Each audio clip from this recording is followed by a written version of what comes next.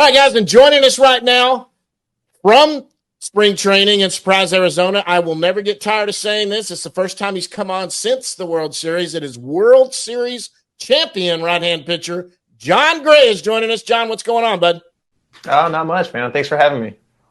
What does it feel like when you're called world champion Jon Gray?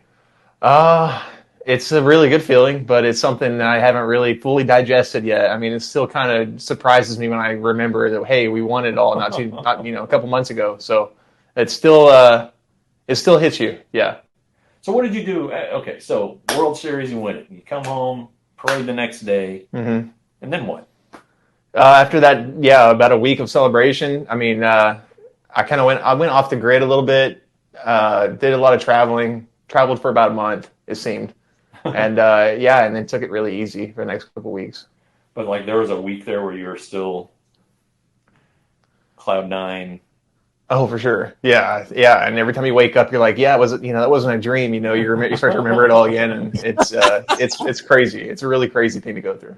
Okay, so where were you? You were in the bullpen for the last out, or were you in Yeah, the okay? I was in the So bullpen.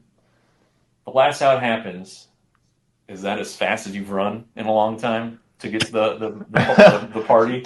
It might have been. I felt just really weightless. I felt like a feather just flying out there. But yeah, there were so many of us trying to get through this little door in the bullpen that I don't know. We looked like race dogs coming out of a chute. But it was fun. It was really cool. You weren't the first one out. No, no, I wasn't the first one. I think I was closer to the last, but still plenty of excitement back there. Plenty of it. They weren't gonna party for just 2 minutes. He could get there. They were gonna enjoy it a while. So, I mean, what did you make of your posting experience? Because you were hurt, and then you fought your way back to overcome the little forearm strain. Um, but you were a reliever, but you pitched some big innings. So how do you digest all that now? Yeah, I mean that's definitely not how I would have ever guessed it to be, that situation. But no, I mean I'm really just happy that the coaches and the team management were able to count on me and go to me in the bullpen and really trusted me. So that felt great getting an opportunity because I missed the last couple of weeks with the wrist and everything. So just getting that opportunity was huge, but being able to do well, that meant the world. So you come in game three of the World Series. Max has his back stiffen up on him. hmm Had you known ahead, you didn't know he was going to get hurt, but did you have an idea you were going to at least pitch that day? Yeah, I knew that there was a good chance I would go in. I just didn't really know the situation, and being that early, I think it kind of helped out. Honestly, I mean, I think it helped myself out at least because I don't like to think a whole lot before I go in, and I didn't really have a chance to think about things. It was just kind of get up and go and do your thing, and um, yeah, it was much less stressful than I would have guessed. Yeah. And then you come in and you're blowing guys away as a reliever. I mean, I guess you just let it eat, right? Right, yeah, there's a lot less thinking as a reliever, a lot less game planning. You're not trying to get a guy out in three different ways. You just stick to how you can get him out and really go with that. You're not trying to trick anyone. It's really just stick to your bread and butter, and it was much easier that way. So you're back to starting. You're part of a rotation that looks a lot like it did last year. I think hmm people are kind of losing track of that. That last year at this time, four of the five members, or three of the five to open the season are the same, and then well, shoot, I think four of the five. But It's whatever four it out of is, five. there wasn't It's a lot of four. turnover. How do you guys feel about things as a group? I know Jordan's not back, but he hmm wasn't here last year. You guys were doing most of your work. Right. I think for the most part, everything feels. Yeah, I mean, it feels better. I think. Obviously, it'd be great if we got Jordan back, um, but still, I mean, with even with the guys on the shelf right now, we still feel like we're a really good ball club, and we know that that's coming. They're going to be a big impact on us halfway there. So, I mean, just coming out of the gates is going to be really important. Coming out of the gates hot and staying healthy. That's key. But just having so many guys returning, it feels a lot like the same team, and it's a good feeling. Yeah, I guess the fifth starter spot's kind of up for grabs. Though Cody might be the front runner. What did you think of the way he pitched last year? I know his numbers probably don't belie how well he pitched. He gave you some big outs in the postseason too. He really did, man. And that's something I kind of really didn't. I couldn't really figure out what made him so good until I kind of was around him more and played catch with him. Because, I mean, if you just look at it on paper, like a lefty, 92, 93, I mean, you're like, yeah, he's got to have something in there because, that just doesn't play.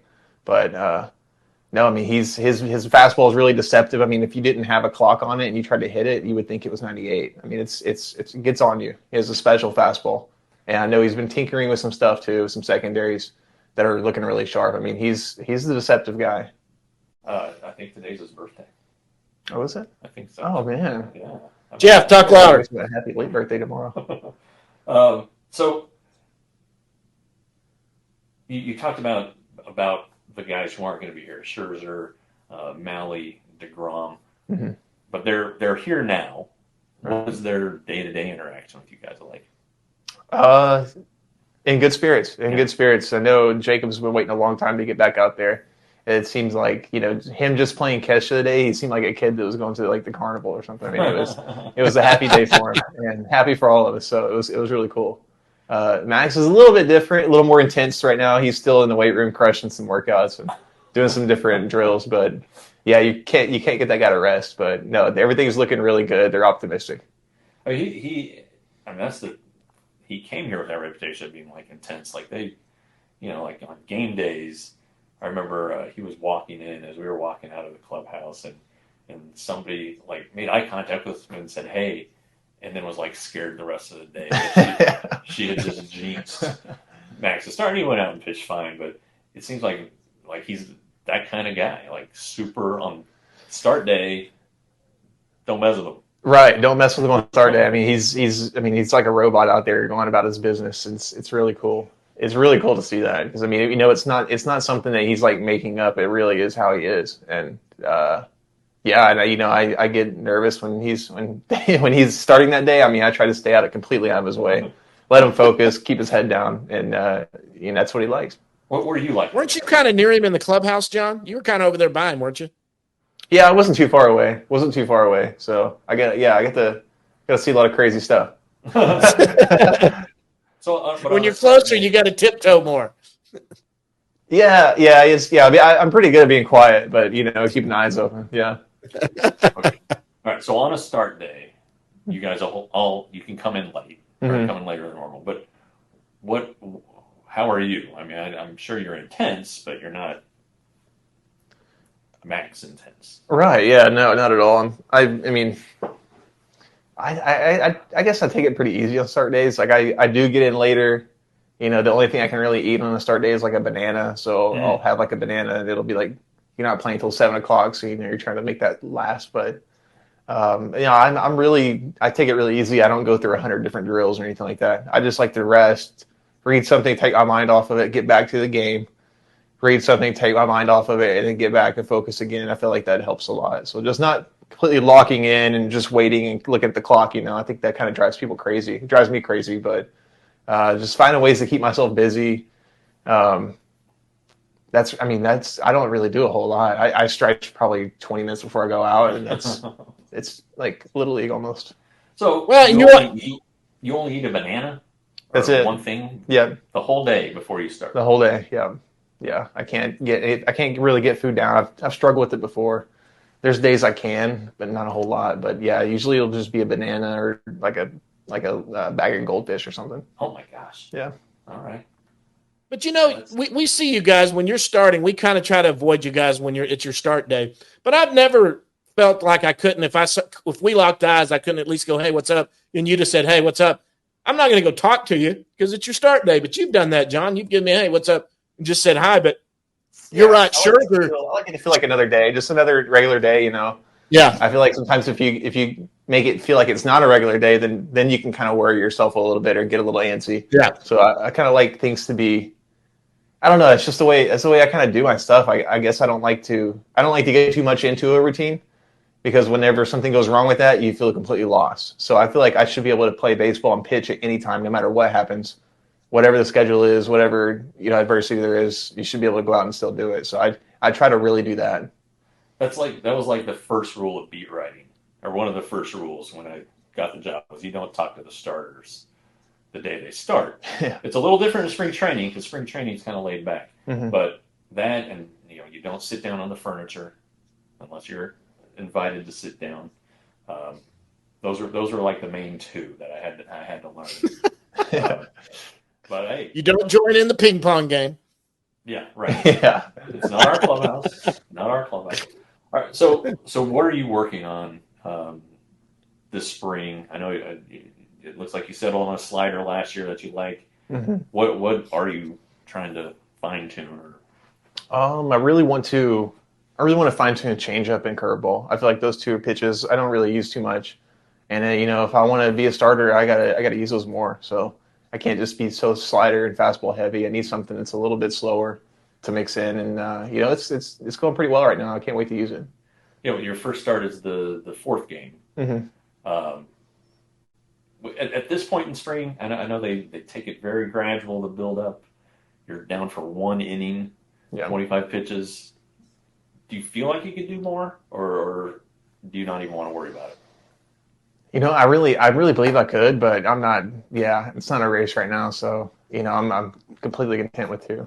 Yeah. Yeah, I mean, back in the old days, guys go 7. I mean, yeah, you better be ready to go 7. I mean, you talk about all the pitches that Nolan Ryan threw. Crap, he was throwing complete games in spring training. That's wild. It's crazy how times have changed. Yeah. But I would, and I think the commissioner wants to see more emphasis put on starting pitching, where guys aren't just going twice through the lineup. Yeah. Going 7, 8 innings. I know you had a complete game last year. Is that something you'd like to see? I mean, is that still your mindset? I'm going to go 7 or 8. Yeah, I think so. I think that's there's the way the teams utilize bullpens now is a little different. It's a little, I don't know, sprinty, but that's what distinguishes a starter from relievers, being able to get through a lineup 3 times, being able to get guys out different ways. So I think that's definitely something that needs to be a focus of each starter. But yeah, I mean, if we can find a way to recognize that, I mean, that'd be really cool. So you guys met with the union guys yesterday. Yes. It's been a weird off season for baseball free agents, including Jordan. Mm-hmm. Was there any discussion about that? About because I know the commissioner said he wants to shorten the window like the NBA does. Mm-hmm. How was that in general terms talked about? I mean, if it was talked about, we didn't really get into a whole lot of it. It was mentioned, but yeah, I'm not really sure what direction that's going. But I'm all for changes, and if they're good changes, so I wouldn't be opposed if something was a little different coming up soon. But yeah, I mean, it's kind of been a mess ever since the last 3 years. It's kind of been a mess. So yeah, hopefully we figure something out that works. Well, okay, so your free agency you signed right before the lockout. Mm-hmm. Was that your goal to sign before the lockout? You didn't want to wait till afterwards?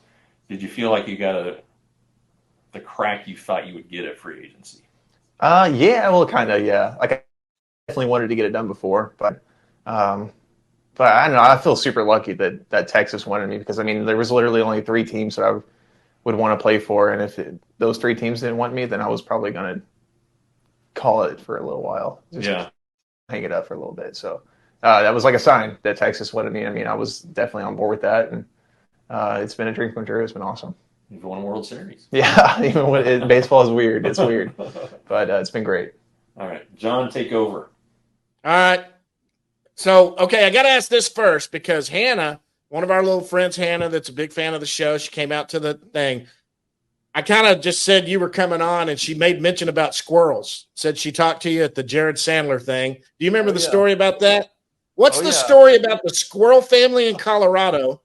And then what she said, she wanted to ask you if you remembered her story about Rocky the squirrel, I guess her aunt or something like that. But what's the story about the squirrel family in Colorado? Oh yeah, well we lived in a little tight-knit neighborhood, a little townhome, a little backyard, but there were some really mature trees in the neighborhood that were just huge. I mean, they'd probably been there for 100 years, but there was one tree that kind of went over our house a little bit into our backyard, but that's where I call him Mr. and Mrs. Squirrel because it was either a boy or a girl, so I just knew it was Mr. Squirrel or Mrs. Squirrel. But they would come and sit along our fence, eat the bird seed out of the bird feeders. But yeah, we just started putting out special snacks for them. Sure enough, like they realized when we were coming out to do that, they would show up and get really close to us. And after a while, I mean, they would run along the fence. As I would go out to my garage to leave for the day, they would follow me the whole way down and just make chatter at me and beg me for whatever I had. So when I left the house, I'd had to have like a treats for the squirrels, and when I came back, I'd make sure I had some too because they were always there. They were always there. That's pretty cool. We got squirrels too. I know what you mean. You feed them. Now my father-in-law, he's up in Illinois. He tries to pop them. They get in his bird feeders. He doesn't like them, but I think they're fun. My dogs chase them up to the top of the tree. So you're a big dog guy too. They play. Mm-hmm. Yeah, they are. They are a lot of fun. Okay. Hey, you grew up, you're from Oklahoma. What was your favorite MLB team when you were growing up? It's tough to really say. I didn't really have a favorite team, I guess. I mean, I love Nolan Ryan, and there was a lot of Texas fans in Oklahoma. There were a lot of Cardinals fans. I really didn't like the Cardinals too much, though. But I would say I was torn between Kansas City and Texas. Okay, this is one I've started a new little line of questioning. Yeah, go ahead, Jeff. I saw you yesterday on the backfields. You were talking to a man who said, "You may not remember me, but you told me the first game you went to was Kansas City." You said that was the only game you had been to before you were in the major leagues? Yep, the only game I went to as a kid was the Kansas City game. I think they were playing the Twins, but yeah, I just remember I was probably like 11 years old, but that was the one I went to. It was the closest stadium. It was 5 hours away from where I live, so I mean, it was doable. Yeah. My first major league game was Jack Murphy Stadium, which no longer exists, San Diego. But then in '85, my dad was a Cardinals fan. He was from Kansas, and so KMOX, right? I think that's the big radio station in Kansas and in St. Louis where the games just can go across the country. And so we were in Colorado, and he said, well, the series was headed back to Kansas City. He's like, all right, the Cardinals were up 3-2. He's like, all right, who wants to go to Kansas City and try to get some tickets? So we drove overnight from Colorado, and we each scalped tickets. I was almost 11, but we all sat, my sister, my dad, and I, we all sat at different seats at that ballpark. And it was back when it was turf, and it was game 6, and that was the game when Don Denkinger missed the call at first base. The Cardinals were going to win it. Yeah. He missed the call at first, and then they end up winning the game, walking it off. That's and then crazy. The next day they just knocked the crap out of the Cardinals. But a lot of Kansas City here. I like it. Yeah. Okay. Yeah. I mean, we got to remember when Jeff grew up in Colorado, because John, you were up there in Colorado for a while. There wasn't an MLB team until after he got out and he left and went to college. Okay, when you got to the big leagues, this is an interesting one. When you got to the big leagues, what current or former player were you the most excited to play against or meet? I mean, kind of like wow, this is a trip. I cannot believe that I'm on the field with this guy, or throwing against this guy, or I'm getting to meet this guy. Because sometimes you guys will fraternize before the game or say hello. Was there anybody that was like he was kind of my hero, and here he is? There was 2 guys I was really excited to play against, and I got to play against both of them. One of them went really well, one of them didn't go so well. But I got a strikeout with Alex Rodriguez back in 2015. Cool. Thought that was really cool. Just grow up in the '90s, watching him play, that was really cool. And David Ortiz, I get to pitch against him. Yeah, I gave a homer to him, but I'll never forget it.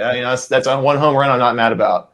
So yeah, but those 2 I'll remember for sure. Where did you give it up? Was it at home? It was in Boston. Oh, okay. Yeah. All right. So did he do one? Go ahead.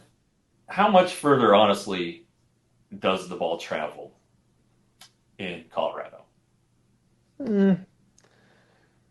It travels. It's significant. You can tell when you're just shagging BP out there. I mean, you'll be backing up and you won't stop backing up. I mean, it just goes. But yeah, you still got to hit it too. It's a big park. You still got to hammer it.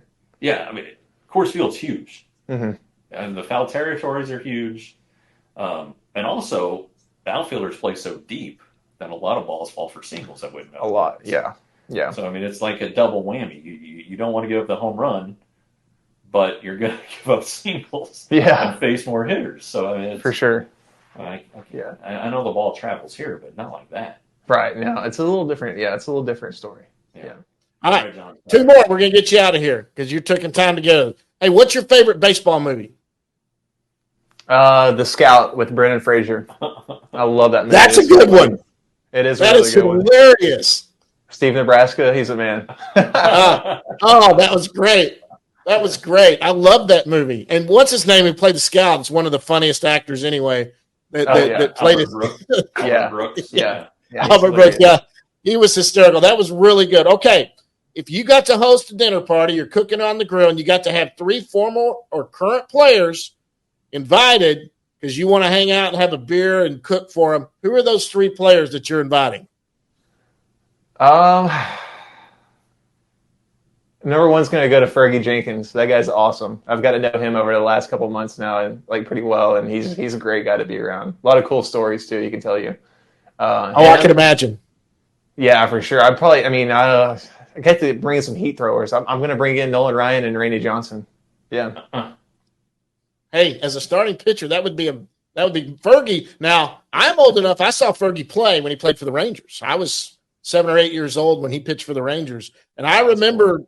Oh, dude, he was that rotation back then. If you go back and look in Rangers history, that was an amazing rotation. Even though they only took 2 teams to the playoffs in those days. So the Rangers would always come up short against Kansas City with George Brett and all of them. That's usually who beat them out of it. So Jeff, that's it for me. Fergie Jenkins, the Rangers had never had a pitcher win the Cy Young Award. Fergie Jenkins finished second in '74. I think the Catfish Hunter, is that right, John? Catfish Hunter was he was a closer when he. I think Fergie had 29 complete games that season. Yeah, heck, man.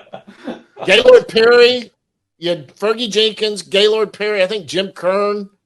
You had boy, don't get me trying to bring that up. All right, we won't. All right, but listen, John. Thanks to yeah. You got anything else, Jeff? No, I don't, and hopefully my audio's come over pretty good. It's good enough, guys. We're having it's easier when Jeff and I are both in studio and doing that, but we're trying to. When we both get there, we're going to have mics and everything. We'll get them on there. But it was good enough. It was good enough. John came in good and clear. John, thanks for coming in, man. It's great spring training's here. He's a world champion. I'm glad to come do that. We appreciate it. I know it's a busy schedule, but we really appreciate you stopping down. No problem. It was a pleasure. I appreciate that.